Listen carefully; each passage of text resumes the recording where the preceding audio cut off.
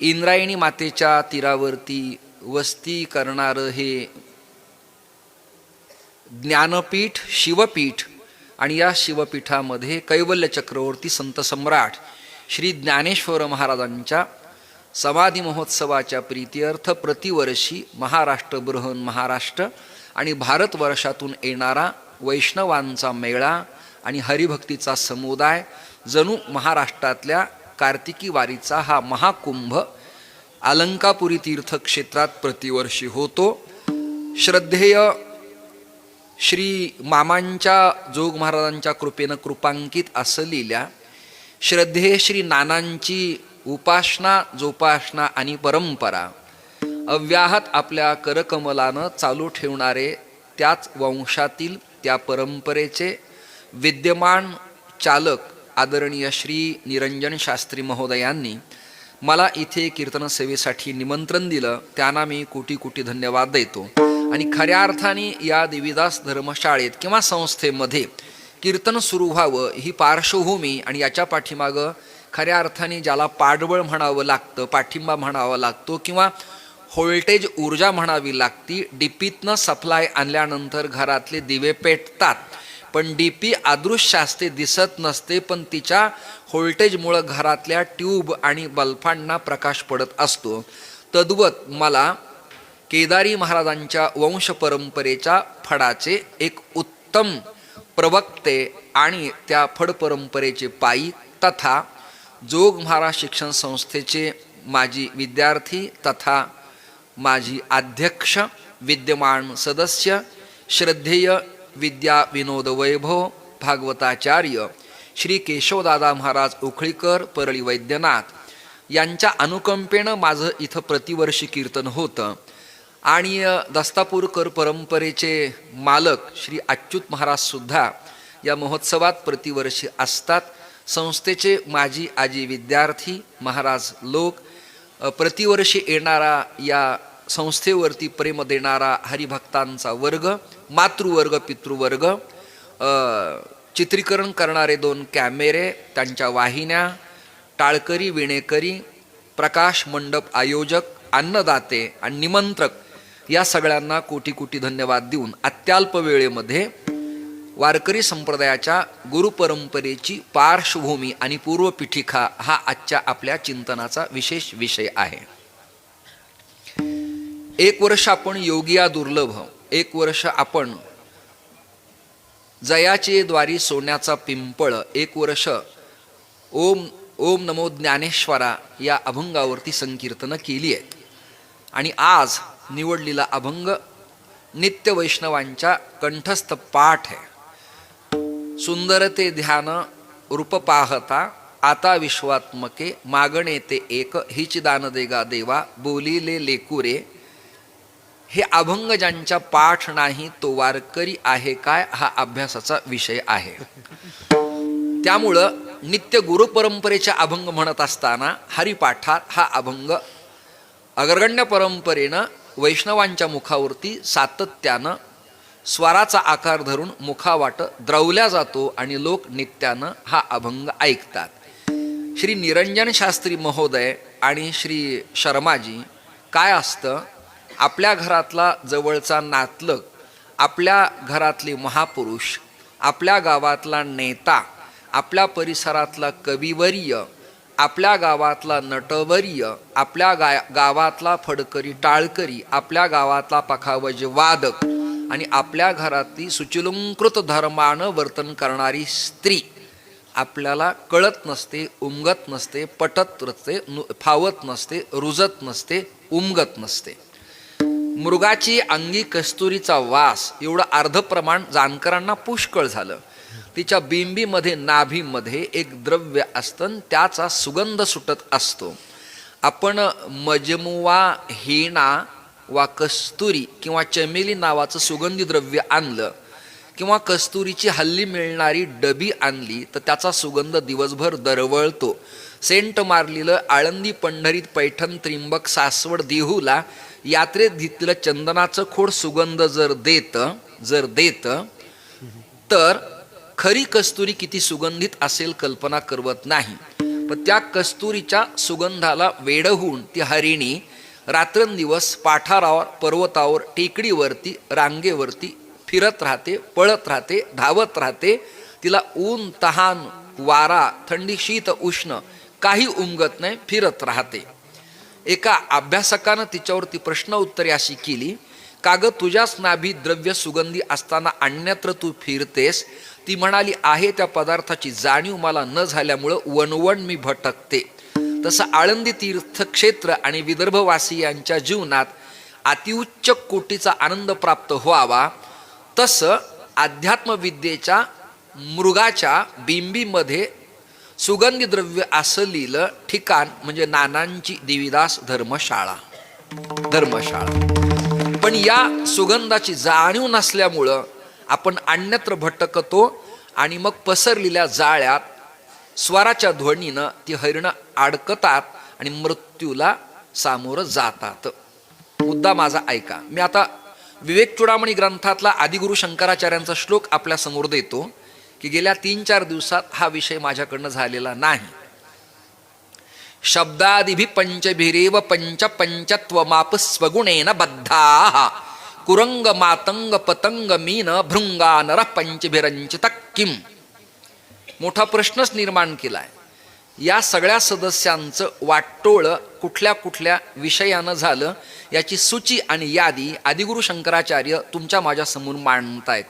प्रत्येकाच्या बाबतीमध्ये पंचविषयात 5 जण कशी अडकली त्याची यादीच दिली आहे. मातंग म्हणजे हत्ती. काही परसाचा खड्डा तयार करतात, त्यात पाला काचोळा टाकतात, कापूसही टाकतात म्हणे, आणि एक मादीन हत्तीन तयार करतात. हत्ती नर चित्कार करत येतो आणि मग त्या काही परसाच्या खड्ड्यात उडी मारतो, पण तिथे मादीन हत्ती नसती, तिच्या आकाराचा एक पदार्थ बनवण्यात येतो. तो नर हत्ती नाराज होतो, पण नाराज होऊन आता काही उपयोग नाही, त्याला त्या खड्ड्याच्या बाहेर पडणं अत्यंत कठीण आहे.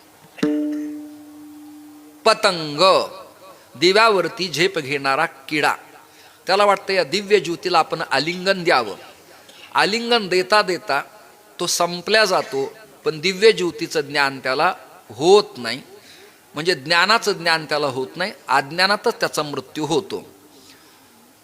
कुरंग म्हणजे हरिण, मातंग, पतंग, मीन. मीन म्हणजे मासा.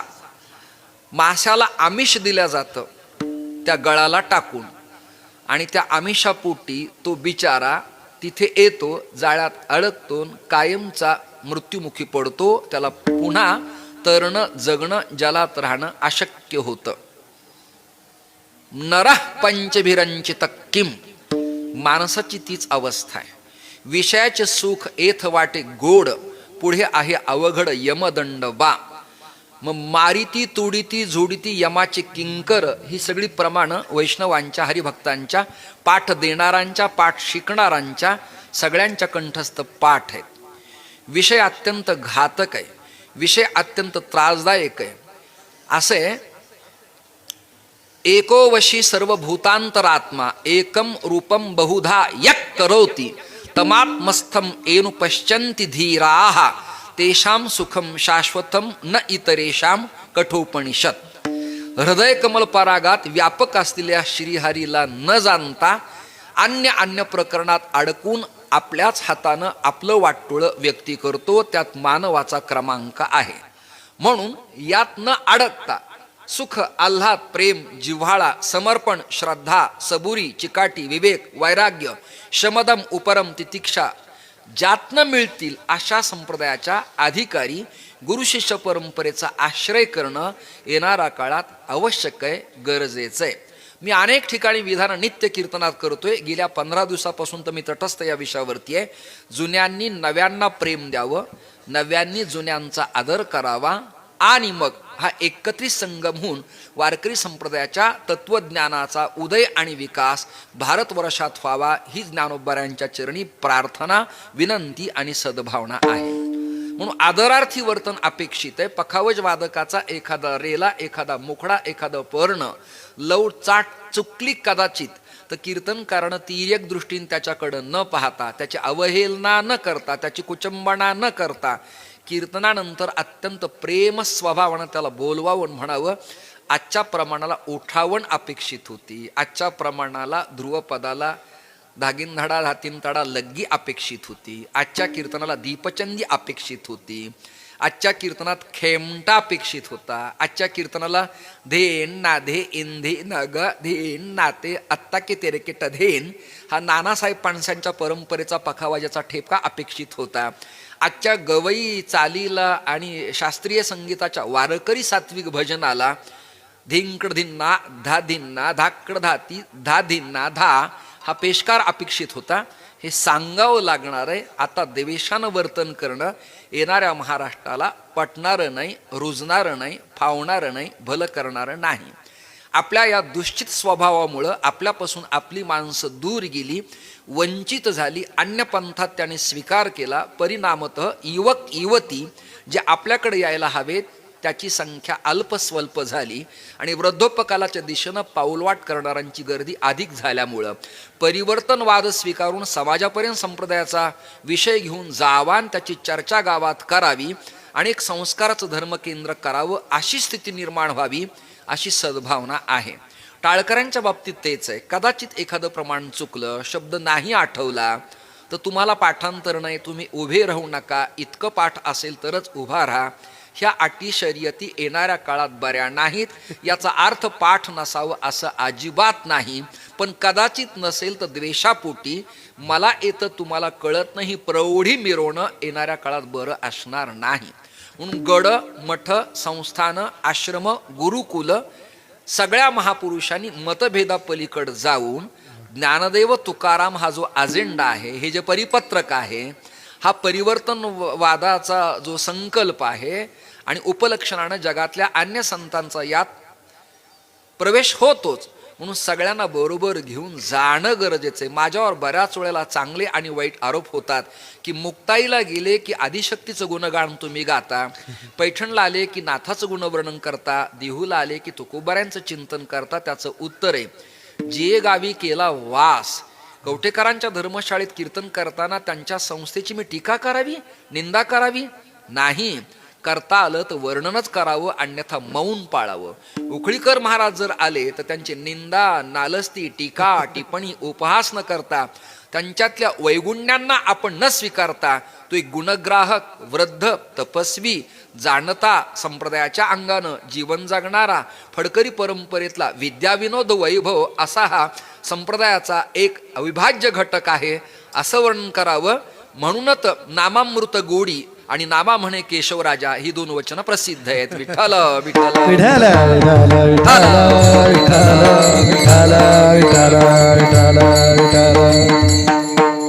बघा, सहज लीलया आपण ज्यांचं वर्णन करतो त्यांचं येणं, एंट्री होणं आणि माझं वक्तृत्व तसं असणं, हा कॅमेऱ्यांना खऱ्या अर्थाने योग्य संधीचा काल उपलब्ध झाला असं म्हटलं तर वावगं होणार नाही. अत्यंत विलोभनीय मनुष्य अशी माणसं बालपिशाच्यवत वर्तन करत असतात. योग्यात गेली योग्यासारखी राहतात, सिद्धात गेली सिद्धासारखं राहतात. वितरागी वैराग्यवान कोणी भेटला लांबलचक शिंडीचा तर त्याच्यासारखं वागतात. एखादा यती भेटला काशाय वस्त्रातला तर त्याला अभिवादन करतात.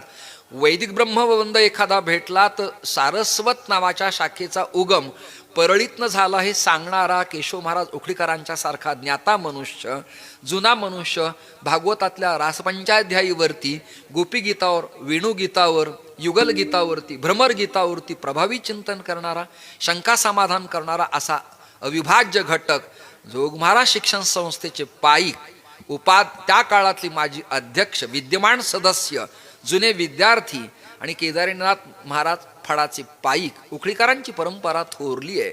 आपल्याकडं त्या मानानं टाळकरी काही नाही. जसं आजरेकर, उमरेकर ही परंपरा आहे, शिवणीकर, शिरवळकर, जळगावकर, बोधले ही परंपरा जशी आहे तशी या फडाला अगळीवेगळी परंपरा आहे. फळेकर आणि दस्तापूरकरांच्या सारखी 400-500 हजार टाळकरी या फडावरती असतात आणि 8 पखावज कंबर बांधून चौकडा प्रमाण म्हणतात. पखावजाला माईक नसताना अत्यंत ताकदीनं वढून ताणून पसायदानं गाणारी माणसं जगभर मी ऐकली. अमिताभ बच्चननी गायलं आत्ता, पूर्वी लता दिदींनी गायलं, पण या उखळीकरांची खासियत अशी आहे की दीपप्रज्वलनाच्या दिवशी आपण जैशी दीपकलिका धाकुटी एवढं म्हणतो किंवा मी अविवेकाची काजळी, पण त्यांच्याकडं ओवी चौकडा परंपरेत टाळपखाजावरती गातात आणि सगळ्या मंडपाला आल्हाद आनंद प्राप्त होतो. आणि हे सगळे कृत्रिम दिवे विजवल्यानंतर नैसर्गिक पणतीतले दिवे प्रज्वलित होतात, तेव्हा वाक्यस्फूर्त प्रज्वालितो ज्ञानमय प्रदीप नाचू कीर्तनाची रंगी ज्ञानदीप लावू जगी. ते प्रकरण खऱ्या अर्थाने ते प्रकट होतं. अशा परंपरेतल्या श्रद्धेय श्री दादांचं आज कीर्तनात येणं हे खऱ्या अर्थाने मला खूप आल्हाद आणि समाधान येणार आहे. हे जुन्या नव्याने एकत्र येऊन जर महाराष्ट्रात संप्रदायात ही कृती केली तर नवे दुखवणार नाहीत आणि जुने सुखी राहिल्याविना क्षणभरही राहणार नाहीत असा प्रसंग आहे. त्यामुळे आता एक संघ होणं गरजेचं आहे. काय झालं, आपल्या दुश्चित स्वभावामुळं आपल्यापासून लोक लांबली. एक विधान करतो, पटलं टाळ्या द्या नाही तर थांबतो. धर्मात आणि माणसात जेव्हा अंतर वाढतात तेव्हा धर्मांतर होतात. म्हणून सगळ्या कुळगोत्रातले, वर्णातले, प्रांतातले, भाषातले, लिंगातले प्रतिबंध तोडून एक संघ काम मिळविली मांदी वैष्णवांची. या छत्रछायेखाली 11व्या-12व्या शतकापासून ते 2022 पर्यंत आपण वर्तन करत आहोत. कधी दैववाद्यांचा काळ आला तर कधी वेदांतवाद्यांचा काळ आला, तर कधी कधी निरीश्वरवाद्यांचा काळ आला, तर कधी कधी चारवाकांचा काळ आला, तर कधी कधी सर्वम क्षणिकम क्षणिकम जगत म्हणणारे लोक आले, तर कधी मायावाद प्रतिपादन करणारे आदिगुरु शंकराचार्य आले, तर कधी प्रच्छन्न छिपाव हा बौद्धमत म्हणणाऱ्या चैतन्य महाप्रभूंचा उदय झाला, तर कधी कधी नाथराय, मुक्ताई, जनाई, मीराई, बहिणाई, नरहरी महाराज, चोखोबा, वंका, बंका, गोरोबा, माणकोजी महाराज अप्रकाशित संतांचं वाङ्मय संप्रदायाच्या कीर्तनातून समाजासमोर येणाऱ्या काळात फार गरजेचं आहे. आज दुरापासते बऱ्याच जण, गिरधरांचं वाङ्मय आज दुरापासते, तुकाविप्रांचं वाङ्मय आज बाजूलाच पडलेलं आहे. मुक्तेश्वर लोकांना माहितीच नाही. अमृतरायांचं काव्य संपलेलं आहे सद्यस्थितीला. आपण त्यांच्याकडे कुठल्या दृष्टीनं पाहतो हे आपल्याला उमगतच नाही, कळतच नाही. पण नक्की आत्ता होणारे गाणे, कविता यापेक्षा ते सरस आहे, देखणं आहे, याच्या जाणीवा तुम्हा सगळ्यांना असल्या पाहिजेत. मामांच्या पासून थेट उखळीकर महाराजापर्यंत आणि सदानंद गुरुजीपर्यंत एकेकाळी उत्तम कवण उदाहरणार्थ कीर्तनात म्हणत असत. आजही विदर्भ रत्न रामकथा प्रवक्ते आदरणीय श्री ढोक महाराज एखादी फंकिका गातात, अलिकुल वहनाचा तातभंगो निगेला, अर्थ लावता लावता नाकी नव येत. ही सगळी मंडळी ज्ञाती आहे. म्हणून वक्ता आणि श्रोता चोखंदळ अपेक्षित आहे. निवळ एक वेदांताची स्वतंत्र बाजू नको, निवळ मी नैयायिक हेही नको, निवळ माझ्या पूर्ण गाथा पाठे माझंच ऐका अन्य गप्प बसा हीही भूमिका नको, ज्ञानेश्वरी माझ्या खेरीज कुणी उमगत नाही हीही नको, ज्यांना येत नाही त्यांना देणं हे सकस काम प्रगट गुह्य बोले हे रामा जनार्दनाने लिहिलं. ते फलस्वाद आपण चाखला पाहिजे. रामा जनार्दन, जनी जनार्दन, विठो जनार्दन, एका जनार्दन, हे 4 जनार्दन आहेत. परंतु सगळ्यांचा कालावधी आणि संप्रदाय गुरु शिष्य परंपरा स्वतंत्र अशा प्रकारची आहे. कुणी गाणपत्य आहे, कुणी शाक्त आहे. आत्ता दादांच्याकडे चर्चा करताना एक गोष्ट मला आत्ता फावली की परल्याम वैद्यनाथांच्या या तीर्थक्षेत्रात सद्यस्थितीला काही चिंतन करण्यासारखी वासुदेवानंद टेंबे स्वामी महाराजांनी तिथे तपश्चर्या केली. एक प्रत्यक्ष दत्तावतार करंज ग्रामात त्यांचं अवतरण झालं. त्या नरसिंह सरस्वती स्वामी महाराजांनी परळीला अनुष्ठान केली. जगदंबेचे तिथं येणं आणि तीन प्रकारे गणेशाचं तिथं असणं आणि गुणेश या गणपतीचं तिथं राहणं हे गाणपत्य भक्तांच्यासाठी हा निरोप जर पूर्वी पुण्यातल्या विद्वान सारस्वतांना पोहोचला असता तर गणेश कोशात अमरेंद्र गाडगिळ्यांनी या प्रकरणाची दखल घेतली असती.